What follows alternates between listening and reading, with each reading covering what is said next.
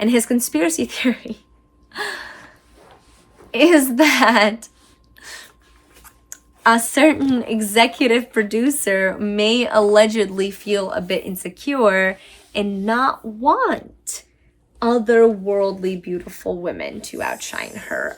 Hello and welcome to Embodying Mystical Mac. I'm Mac, and if you're new here, thank you so much for joining. If you are returning, thank you so much for coming back.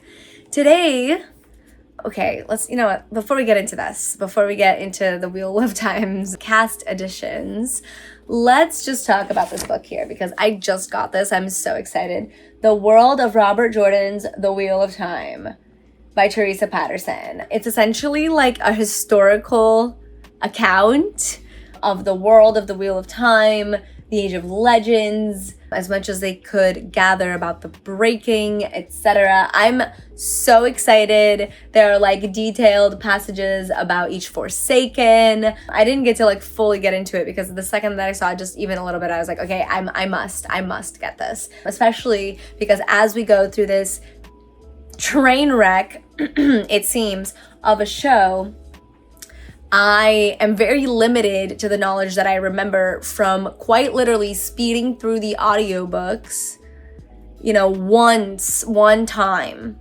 So this will be hopefully very helpful for referencing things. I don't know how much of the actual current book lore it tells. I don't think it tells any of that. I think it just tells basically right up until Rand does his thing as he's walking with Tam and sees the Myrddraal and starts everything. But yes, I'm so excited. I figured it was a proper video to display this in. And let's just get into it, okay? Because they've made some additions to the cast. There are articles on Deadline that you can find this information, where they give us the actors and actresses as well as who they are playing. And then a teeny tiny bit of information, about who they are playing, if they're an Aiel or I'm sorry, I don't know, I said that weird. An Aiel or something of the sort, something like that. Their distinction. I have thoughts.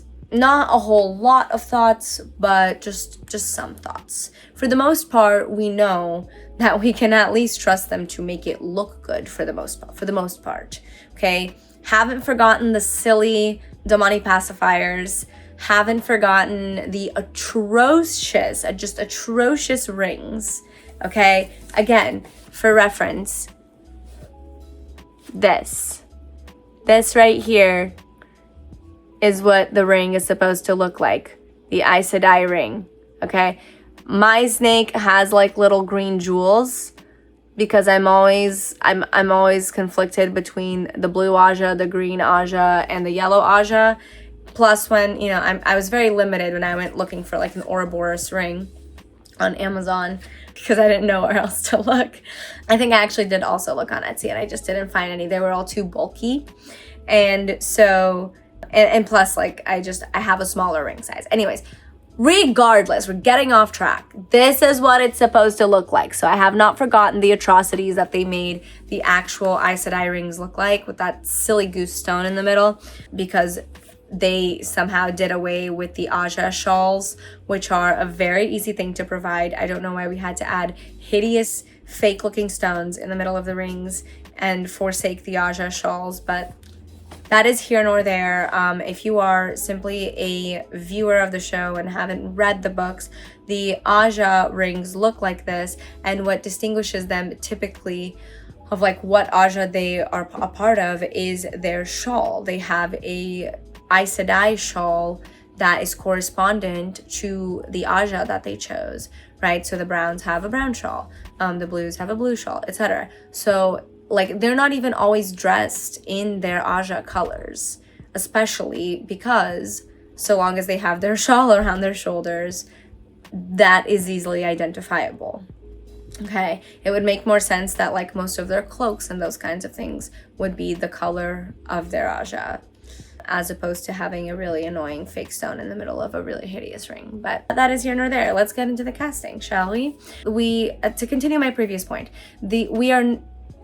we are aware of the fact that they can at least make the show look good.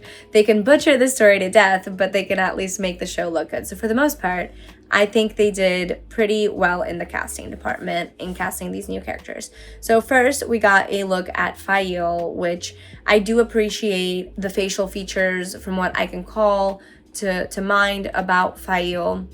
She was, to me, it was coming across like she was more like Middle Eastern looking. So just definitely, you know, not white. So I'm glad that they didn't go with someone who looks like they are Caucasian. For that, I don't know the ethnicity of the actress, but to me, I was like, okay, I'm not gonna be a stickler on that because obviously my interpretation of what his descriptions meant can very much differ from anyone else's interpretation from, you know, from what his descriptions meant. But I like that. I feel like she has the vibe. I do remember him like vehemently like describing a very strong nose, but also that is less important than someone who can play the role and who can really bring the vibes, and also, you know, has the air physically of the character. And to me, from the photo that I saw of her, looks good. I also have no idea how they're going to style her, you know, and do her hair, makeup, those kinds of things. That'll play a role. But so far, so good. Bear looks like she's a vibe, okay? Bear's one of my favorite wise ones. She looks like she's a vibe. But I don't love the fact that it seems like the show is going to be changing the fact that she cannot channel the one power to her being able to channel the one power, in addition to, you know, also being a dreamwalker. If you, again, haven't read the books, I'm sorry. If you don't know what that is, you will find out in this season, I'm sure, rather quickly. But yeah, I don't know. I will get a little bit more into why I think that change maybe was made just a little bit later once we get, you know, through talking about these first few casting decisions. Melanie looks good. You know what? Hold on a second, because I'm just saying their character names, but I'm not saying their actual names. And I feel like that is something I should do. That will not take that much effort. So let's check it out here. Okay. So Isabella Bucheri, or Buceri, but I think it's Bucheri, is playing Fayo. We just talked about Fayo. All right. Let's see. Okay. Nukaka Koster Waldau is playing Bear. And we just talked about Bear. I'm going to get into my feelings on the decision to change the fact that she is not a wielder, but they're changing her to be a wielder in the show, it seems, unless this article has bad information, but I don't see why it would, because I don't see why it would be pulling from the books. I would imagine it would be pulling from whatever, you know, the producers and the writers say of the show.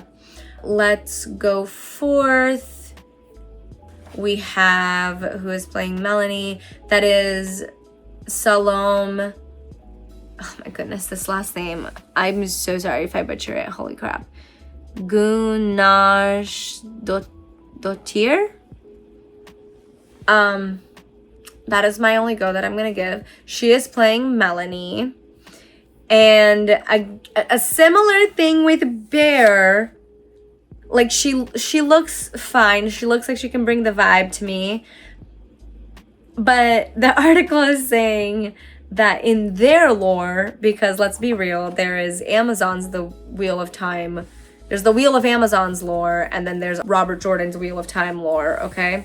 They're saying that she cannot channel, but is a dreamwalker. Which in the books, if I am not mistaken, which I don't believe I am, Melanie is the one who can channel between her and Bear. And Bear is the one who cannot channel. But the whole point, in my opinion at least, that Robert Jordan is trying to get across here, because Bear, from what I remember, she is more prominent, right? Like, she is looked towards as more of a leader amongst the wise ones, while also simultaneously, you know, upholding the very community-based philosophy and ideals of the Aiel, to still very much consider her fellow wise ones, you know, but there is an air about her that makes her kind of feel like, oh, okay, like if Bear says something goes, like the rest will probably say that it goes. And that is not at all dependent on her being able to channel the one power, because she cannot. You know, I don't even think that it's fully dependent on her mastery of dream walking, because as far as I know, all of the wise ones that can dream walk are rather good at it, you know, rather masters of it themselves. It's more just Bear's example that she sets as a leader and as a character. And yeah, switching this up, just I'll get into more of it later, but I don't understand why we're taking, you know, why we're flip-flopping it. But here it says, you know, Melanie, in the article it says that she cannot channel, but you know, she can do another even more, she has access to an even more mystical power, so they're not trying to give it away. But those of us who are here, who have read the books, know that it's dream walking. Let's see, Ruark looks very convincing. What is his name? Let's look at his name. Bjorn Landberg. Looks very convincing. I like that smirk. I definitely feel like Ruark has to have a little bit of like a smirk going on. I feel like he has to be, you know, handsome. Maybe not in like an overly striking way like, say, Galad, but, you know, he's gotta have his like self-confidence going on, and this guy definitely looks like he's got that energy going on. And lastly, we have Melindra, which is, she's a maiden of the spear, I believe. And I believe these are all, yeah, we got, no. Aside from Fail, right, who is a noble woman who is on the hunt for the horn, the rest of them we've got are Aiel. Because I believe Melindra is a maiden of the spear. I think they might tell us, hold on. Survivor who's taken and raised by the Aiel, and I believe she's a maiden. Yeah, Melindra looks good. But again, we know that it's gonna look good. Let's just see how much of the story they decide to keep and how much of the story they decide to completely forsake, right? Okay, let me talk a little bit more. I kind of started to talk about it a little bit before I continue to go here with the casting, but why change, you know, who can channel and who can't between Bear and Melanie? Especially because, in my opinion, also correct me if I'm saying Melanie wrong, because that's how it's written, and I genuinely, again, it's been a while since I've listened to the books, and I've only listened to them once. So I'm gonna say Melanie, but if I'm wrong, like, don't come for me, just correct me in the comments, please. What is the point in changing who can channel between the two of them? Because in my opinion, the message that was getting sent across, especially as reviewing it, you know, through, so sorry. Before I explain this further, spoiler warning. Spoiler warning for things they may potentially do, but also don't know, but spoiler warning. Go forward. You know, go forward. I'll seek to find the timestamp, but go forward to the timestamp on the screen if you don't want to be spoiled here. Especially for the fact that we are telling it through Egwene's eyes, because, you know, she gets taken there to the Aiel to learn to master her dream walking abilities that she becomes aware of.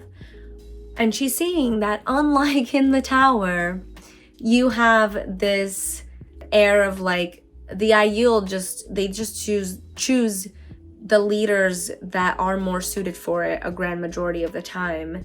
And that is no different amongst the wise ones. It doesn't matter which ones of them can channel and which ones of them can't, because that is not what determines which one is the most, you know, leader-like of them all. Whether it's a spoken leadership or an unspoken leadership, I'm not entirely sure, but I think it is a spoken leadership, because I feel like the Aiel are pretty even on like the male-female side, like, you know. So I don't know if she like has a title of like head wise one, but it's pretty common knowledge that that's kind of who she is, Bear. So yeah, like, why change it? In my opinion, it's a very arbitrary change that kind of, and I might be biased, y'all, because I really have no faith in this team at this point to honor the source material, the brilliant source material that they were given, but it kind of just gives an air of not wanting Bear, or rather wanting Bear to be like very overtly the main wise one, which, like, even though she like unspokenly but common knowledgeingly is, it doesn't necessarily, like, switching that up, in my opinion, is so arbitrary and doesn't make her any less of a leader to the wise ones, but just kind of like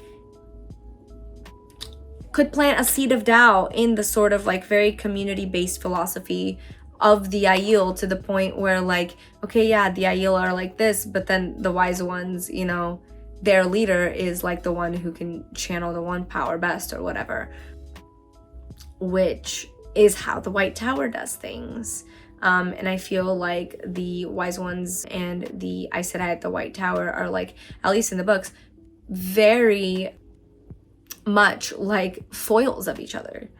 So yeah, I don't love that choice, but I'm open-minded, just, you know, keeping my mind open just to see what they actually do with it. Let's go on though, because there was another article that was put out before this one where they announced the casting of Morghese, Gawain, Galad, and Gabriel. I'm not sure. Again, it's been a while. Don't come for me. Just correct me in the comments. And I have thoughts, y'all. I have some thoughts, and I even have to relay a conspiracy theory from my partner, because he was just, okay, let's just get to it. So Morghese, let's just start with Morghese, because let's just go in the order that the article goes on, okay? It is Olivia Williams, and Olivia Williams, I'm just going to start by saying, is a very strong actress. In my opinion, very beautiful woman. But when I think of how Robert Jordan described Morghese, she just doesn't fit that type in my head. And when I think about it, the way that he describes Elaine, the actress that they chose, I may have touched on this prior, you know, at the beginning when the show first came out, I'm not sure. But if I didn't, let me touch on it now. The way that he described Elaine, and I'll get into the way that he described both Morghese and Elaine, because they are in fact, you know, related. Morghese is the Queen of Andor, while Elaine is the daughter heir. So the way that he described Elaine is not, the actress that they cast, she just wouldn't fit that type for me personally if I were the casting director. Another case where this kind of happened, Lanfear, Selene. Lanfear/Selene, the way that she is described to me in the books, while that actress probably comes the closest, still not quite what I pictured. And by the bit of fan art that I've seen, also not quite what some of the fandom pictured either. And one thing that kind of is a through line through all of these characters and the casting choices made for them that I've started to notice, but I'm not gonna lie, my partner noticed it way early on, is that, okay, in order to explain this in a way where I feel like I'm being kind and representing my point in a way that it doesn't come across, you know, as if I am putting down anybody, because I'm genuinely not. When I pursued the acting industry for about 7 to 10 years, I learned very quickly that it kind of like casting runs on types, okay? It's not until you reach a certain caliber where your name means so much more that you can sort of break out of your type. There are actors who are given a chance to establish a type really early on and they can shine via that, like Jennifer Coolidge is a really example. There are actors where they start playing like adjacent types until they kind of land on the one where even if they're playing like marginally different people, there's kind of like an air where it's just like, at least in the physical sense, all of those things, there's an alignment, right? Like typically the type fits the actor that's playing the role. So an example for me being cast in a role that I'm not the right type for would be, say, like Nani in Lilo and Stitch. I don't know if you've seen my Instagram at all, where I have, photos of myself where you can actually see more of my body than just this. But even just seeing this, I am not Nani, right? Like, we need someone who's probably taller, who's a hell of a lot more tan because she's Hawaiian, she's got super strong thighs, super strong, super strong legs just in general. She is a Hawaiian woman. So casting me would absolutely make no freaking sense, right? Just like casting me as Elaine would also make no sense. You could give me green contacts, you could dye my hair blonde. But in my opinion, by virtue of the fact that I was not born with these features, probably won't look so authentic, but even still, even if I was, a blonde, green-eyed Aryan princess looking type, I still don't know that I would be cast as Elaine, because Robert Jordan vehemently describes her and her mother Morghese as like supermodel beautiful, disarmingly beautiful to both, men and women alike. And it contributed to like their regal presence and air. And I am literally not at all saying that Olivia Williams cannot carry the role, because I do believe she is a very strong actress and I do believe she can. However, nothing is going to change the fact that I can't look past the fact that I feel like we needed someone who were very much like distracted by their beauty, in a sense. That kind of physical type of actress to fill this role. And again, this is the conspiracy theory that my man has been sharing with me ever since this show has come out, that he allegedly thinks, because they don't seem to have any problems like casting supermodel gorgeous men in the roles where that applies. I mean, Gilad, the casting that they chose for Gilad, which we're going to go through here very soon, is a prime example of that. There are plenty of just, side characters. I mean, Ingtar was like super hot, so they don't seem to have a problem like casting like these supermodel type actors, male actors that, and when I say supermodel type, it's not that the people that they are casting for the most part aren't gorgeous people. They are. What I mean is like a lot of them seem like, gorgeous people that you'd see walking around the mall or see walking around, the restaurants you frequent or whatever. When we're talking like the way that Robert Jordan described the characters that I'm sort of harping on, he described them as people that you just literally did not see very regularly, if at all. They had just this like otherworldly, distracting sort of beauty, and those people do exist. Those actors and actresses do exist. And there's just so much enhancement that can be done with, makeup and costuming when we're asking for a physical type. And they have no problem filling that physical type on the male actor end of the spectrum. But my man insists that on the female end, they tend to just go for casting these very beautiful women, but in these like very few roles where the source material is calling for very beautiful women that are also beauties that you don't tend to see very often, if at all, especially in a lifetime without social media and the like, as the characters in the Wheel of Time are experiencing. They seem to shy away from doing that. And his conspiracy theory is that a certain executive producer may allegedly feel a bit insecure and not want otherworldly beautiful women to outshine her. That is all I'm gonna say. That is my man's conspiracy theory.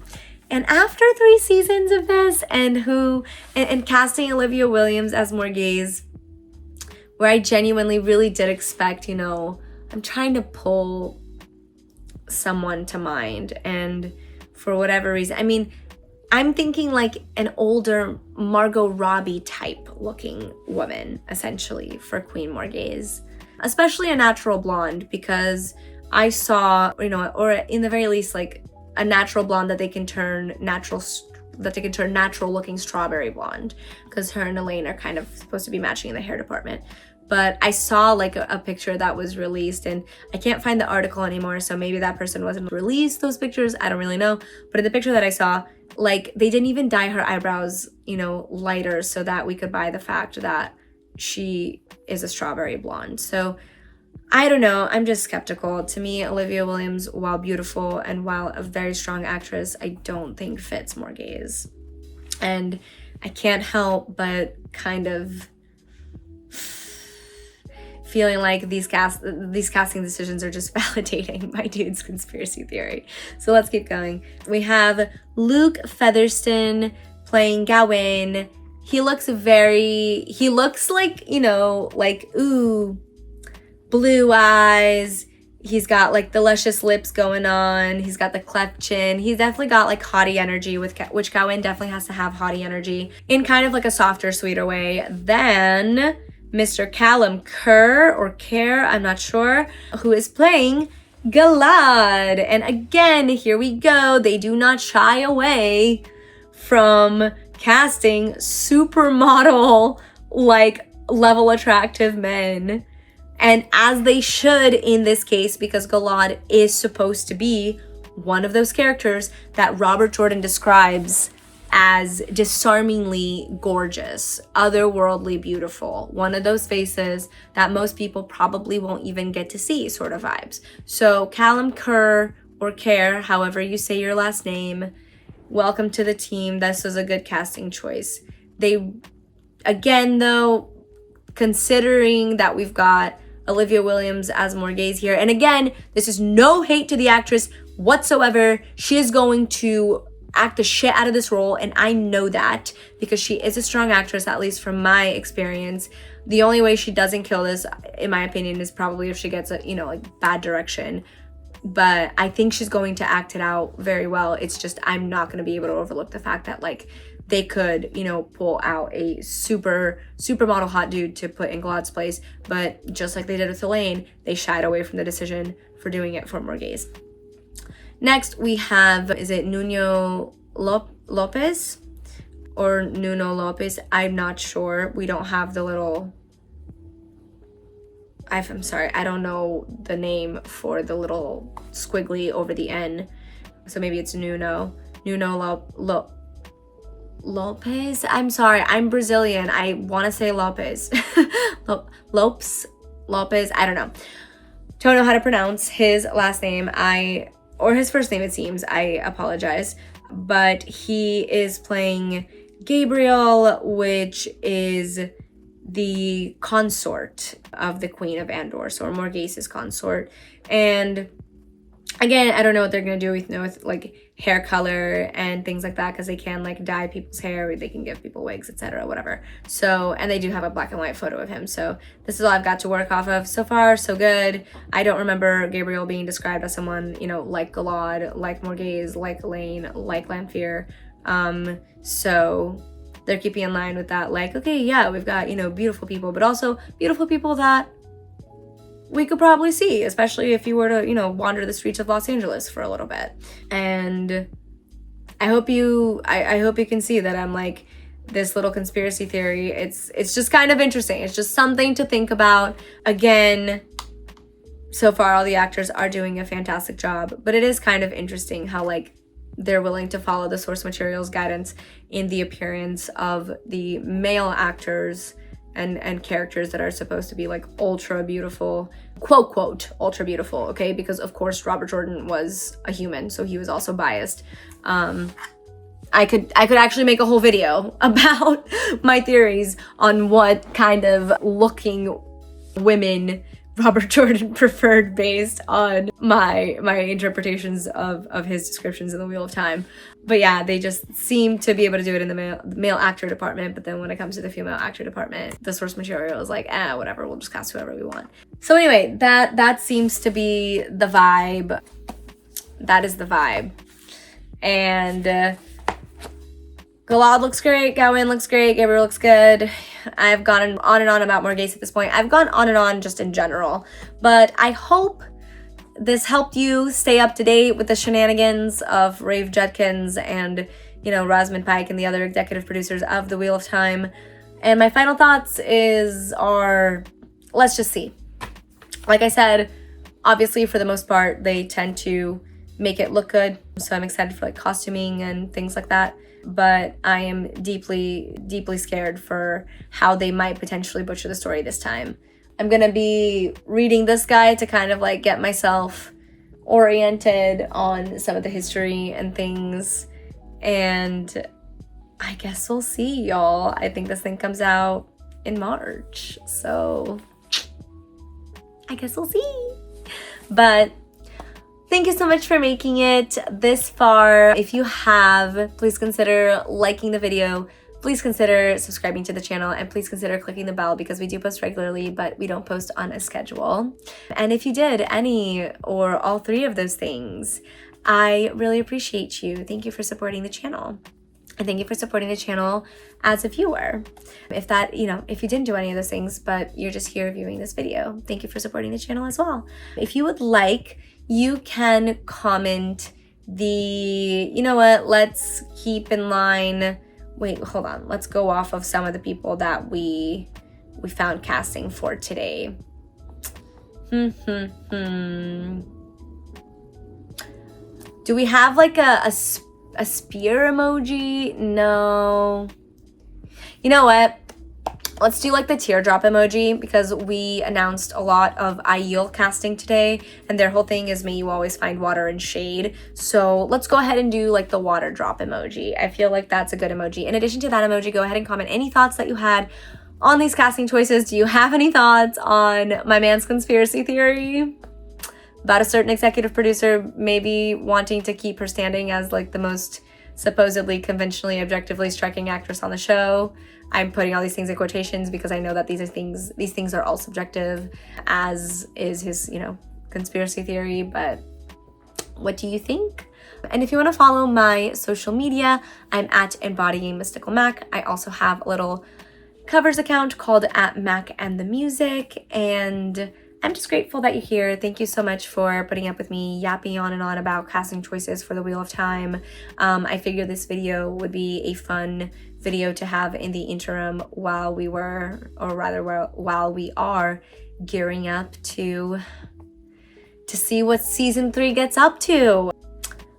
So yeah, I will catch you very soon. There is a great chance that I have released some trailer reactions by now, so if you'd like to check those out, go ahead and do so. I apologize that there has been no like outfit change, but life is such that I tend to batch record nowadays, and if that means I wear the same outfit, then so be it. Thank you very much, and I will see you soon if you watch one of my other videos. Okay, bye. But really though, one of the commenters said that it seems like they're kind of just skipping an entire book based on what they remember and based on the trailer. And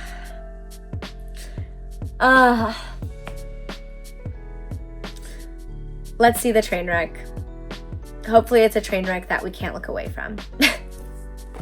Okay, bye.